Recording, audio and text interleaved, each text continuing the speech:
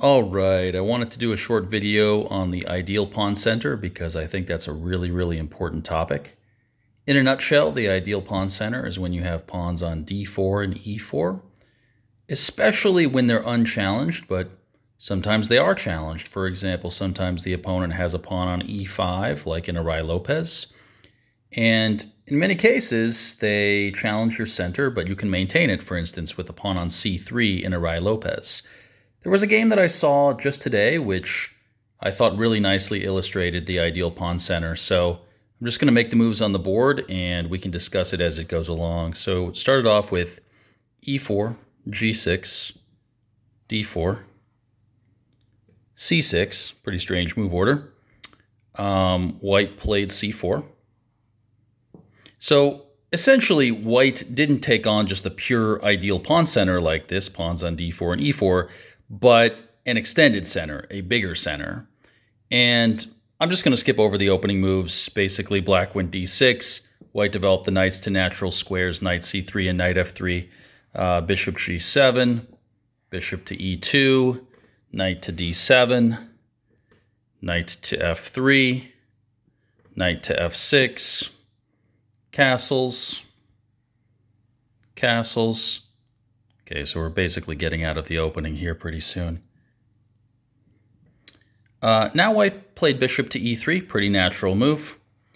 So there's a big question for black now. How exactly do you want to challenge this strong center? So not only with an ideal pawn center, but with a strong center in general, there's a big question of how do you try to challenge it? So what black tried to do, this was a game between Leela and Stockfish. So Stockfish playing black played the move a6, which was an interesting move, trying to play b5. Stockfish ended up being able to play it, h3, b5, and now queen to c2 was played. And it was interesting just the fact that white's totally open to allowing the capture on c4, completely open to it. And what ended up happening actually was black went queen c7, and white played c takes b5. And this was an interesting move because it completely fixes the structure very early on. Well, one of the problems is you can't take with the pawn because the queen's undefended on c7. So you can't do it because of knight takes b5. So you have tactical problems with this. So as a result, c takes b5 had to be played. But notice the ideal pawn center. It is completely unchallenged. So because it's completely unchallenged, there's actually not that much to really do for black. I mean, he can either try to play d5 or e5. But white just played rook fc1, and black really struggled to be able to challenge it. Black actually moved the queen back with queen to d8, which is not a fun move to have to play because not only does white have the ideal pawn center, but white's also dominating the c-file. So already for starters, this isn't looking too fun.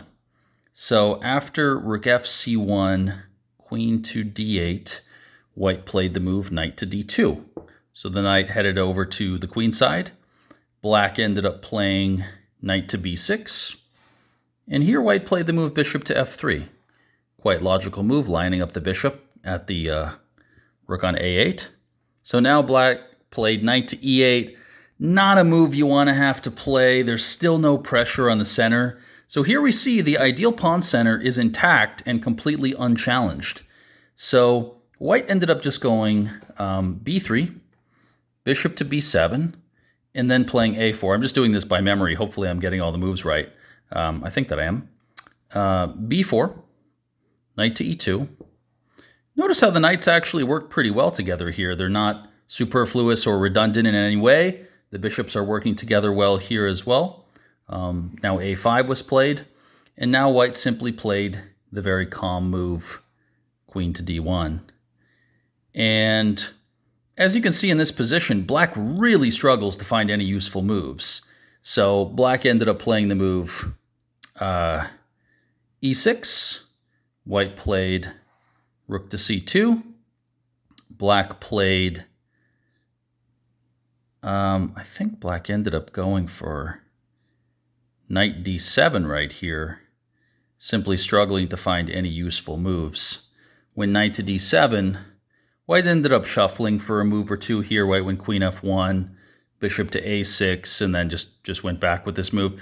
But essentially what happened was black played this, and now after rook ac1, rook takes c2, rook takes c2, we basically have this situation where there's not that much to really do. And there's this awkward situation where the center can't be challenged. And if the center can't effectively be challenged here, what exactly is black meant to do to get any sort of meaningful counterplay? So the problem here was that black couldn't really do much, and as white slowly managed to maneuver the pieces around. So white eventually, basically they got a situation like this, where white moved the knight away from e2 to g3, and then later played bishop to e2 and to b5, and simply played f3, consolidated the center. And the problem was black completely struggled to get any counterplay.